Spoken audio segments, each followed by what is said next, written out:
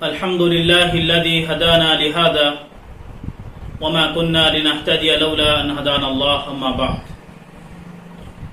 محترم ناظرین، السلام علیکم ورحمۃ اللہ وبرکاتہ. امید ہے مزاج بخیر ہوں گے. بہت پہلے ہی آپ حضرات کی خدمت میں اس عنوان کے ساتھ حاضر ہونا تھا، لیکن چند امور کی بنیاد پر حاضر ہونا نہیں ہو پایا.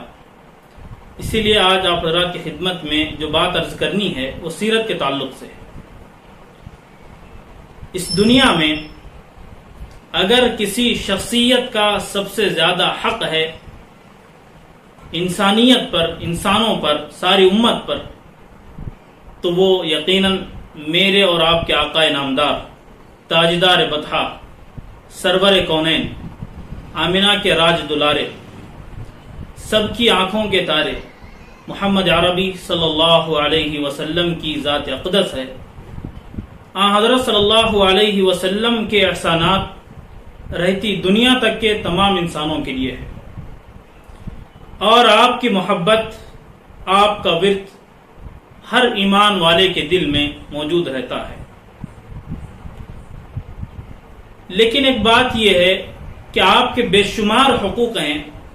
ان حقوق میں چند بنیادی کیا حقوق ہیں وہ معلوم ہونا ضروری ہے اور اس کے مطابق عمل کرنا چاہیے.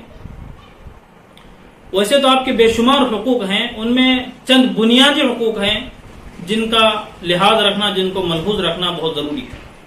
پہلا حق جو نبی اکرم صلی اللہ علیہ وسلم کا امت پر ہے وہ یہ کہ آپ پر سچا اور پکا ایمان لایا جائے. یہ بنیادی حق ہے.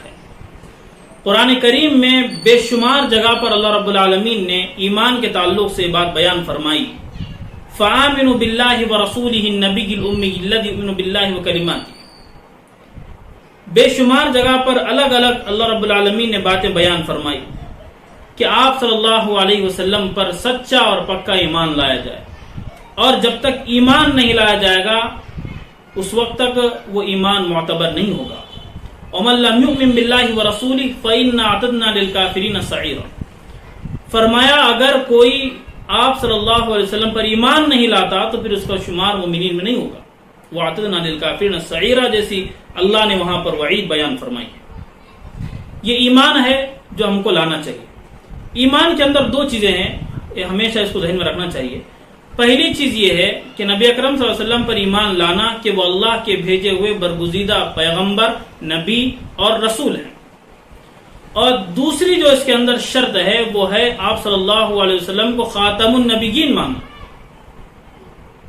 ختم نبوت جس کو ہم کہتے ہیں وہ آپ پر ختم ہو چکی ہے نبوت، آپ کے بعد کوئی نبی آنے والا نہیں ہے، اس کو ماننا ضروری ہے. ما كان محمد ابا احد من رجالكم ولكن رسول اللہ وخاتم النبیین. رسول اللہ کے ساتھ ساتھ خاتم النبیین تسلیم کرنا یہ ایمان کا جز ہے. اسی طرح قرآن کا پاک کی بے شمار آیتیں وما ارسلناک الا کافۃ للناس بشیرا ونذیرا انی رسول اللہ الیکم جمیعا، یعنی سارے عالم کے لیے، رہتی دنیا تک تمام کے لیے نبی ہیں. آپ کے بعد کوئی نبی نبوت کا دعویٰ کرنے والا آنے والا نہیں ہے. یہ کانسیپٹ رکھنا ضروری ہے، یہ ایمان کا تقاضا ہے. دوسری جو چیز ہے، دوسرا جو حق ہے حضرت صلی اللہ علیہ وسلم کا وہ یہ کہ آپ کی سچی عظمت ہمارے دلوں میں آئے. عظمت کا جہاں تک تعلق ہے، اللہ نے آپ کو اتنا بلند مقام دیا، اس کو بھی قرآن مجید میں بے شمار جگہ پر بیان کیا گیا ہے. عسیٰ ان یبعثک ربک مقام محمودا. امید ہے کہ آپ کا رب آپ کو مقام محمود پر فائز کرے. امید کیا ہے؟ یہ حقیقی بات ہے. اور دوسری جگہ پر ہم دیکھیں اِنَّا أَعْطَيْنَاكَ الْكَوْثَرَ، ہم نے آپ کو کوثر عطا کی ہے. سبحان الذی اسریٰ بعبدہ لیلا من المسجد الحرام الى المسجد الاقصی. یہاں پر معراج کا تذکرہ، یعنی اللہ نے معراج سے نوازا، آپ کو اپنے پاس بلا کر اپنے دیدار سے آپ کو شرف بخشا ہے. اس کے علاوہ اور بھی بے شمار عظمت کی باتیں ہیں. وَرَفَعْنَا لَكَ ذِكْرَكَ، اللہ نے بات بیان فرمائی. یعنی آپ کی عظمت ہمارے دلوں میں ہونی چاہیے. دوسرا تقاضا ہے، دوسرا حق ہے نبی اکرم صلی اللہ علیہ وسلم کا. اور تیسرا جو حق ہے، سب سے اہم، سب سے بنیادی حق وہ ہے کہ آپ کی محبت ہمارے دلوں میں آ جائے.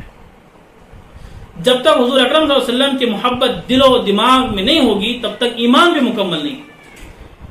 نبی اکرم صلی اللہ علیہ وسلم کا ارشاد ہے لا یؤمن احدکم حتی اکون احب الیہ من والدہ وولدہ والناس اجمعین، تم میں سے کوئی بندہ اس وقت تک مومن کامل ہو ہی نہیں سکتا جب تک میری محبت اس کے نزدیک اس کے باپ سے، اس کی اولاد سے، دنیا میں سب لوگوں سے بڑھ کر نہ ہو۔ تو دنیا میں سب سے بڑھ کر جو محبت ہوگی وہ نبی اکرم صلی اللہ علیہ وسلم کی ذات سے ہوگی۔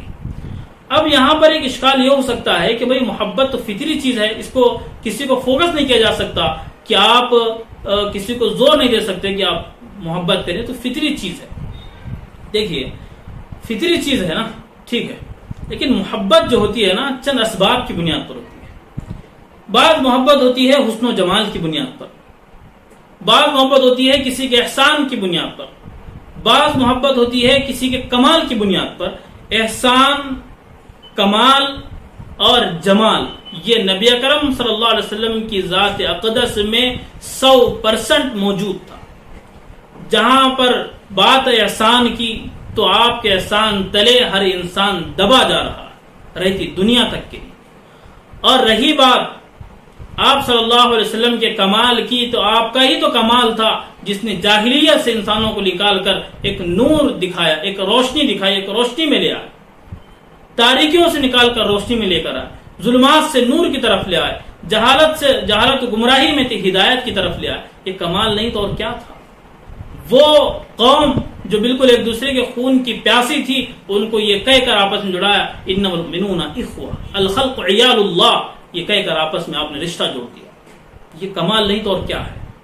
جہاں تک بات جمال کی ہے، حسن کی ہے، خوبصورتی کی ہے، تو شاعروں نے اپنے وہاں پر جو اشعار بکھیرے رہے ہیں، قلم کاروں نے جو اپنی قلم کاریاں وہاں پر کی، جو نگارشات آئی ہیں، اس سے تو بات ثابت ہوتی ہے کہ آپ کی جو ثنا خوانی ہے اس کا حق تو کوئی ادا کر ہی نہیں سکتا۔ لا يمكن الثناء كما كان حقه بعد از خدا، تو یہ قصہ مختصر۔ شاعر رسول حضرت حسان بن ثابت رضی اللہ عنہ فرماتے ہیں وَأَحْسَنَ مِنْكَ لَمْ تَرَ قَطُّ عَيْنِي وَأَجْمَلَ مِنْكَ لَمْ تَلِدِ النِّسَاءُ خُلِقْتَ مُبَرَّأً مِنْ كُلِّ عَيْبٍ كَأَنَّكَ قَدْ خُلِقْتَ كَمَا تَشَاءُ، کہ آپ صلی اللہ علیہ وسلم سے حسین چہرہ میری آنکھ نے دنیا میں دیکھا ہی نہیں۔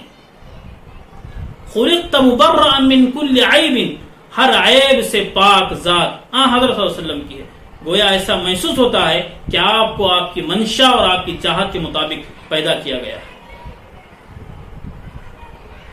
یہ آپ صلی اللہ علیہ وسلم کی خوبصورتی، آپ کا جمال تھا۔ اب ایک اہم بات یہاں پر یہ ہے کہ اس محبت کا تقاضا کیا ہے۔ اس محبت کے تقاضے کے تعلق سے اور اس کے بعد اور بھی حقوق ہیں، ان حقوق کا تذکرہ انشاءاللہ پھر اگلے ویڈیو میں ہم آپ حضرات کی خدمت میں بیان کریں گے۔ ویڈیو زیادہ لمبی ہو رہی ہے، اسی لیے یہاں پر اس کو اختتام کرتے ہیں کہ آپ صلی اللہ علیہ وسلم سے محبت کے کیا تقاضے ہونے چاہیے۔ انشاءاللہ اگلی ویڈیو میں ملاقات ہوگی۔ وآخر دعوانا ان الحمدللہ رب العالمین۔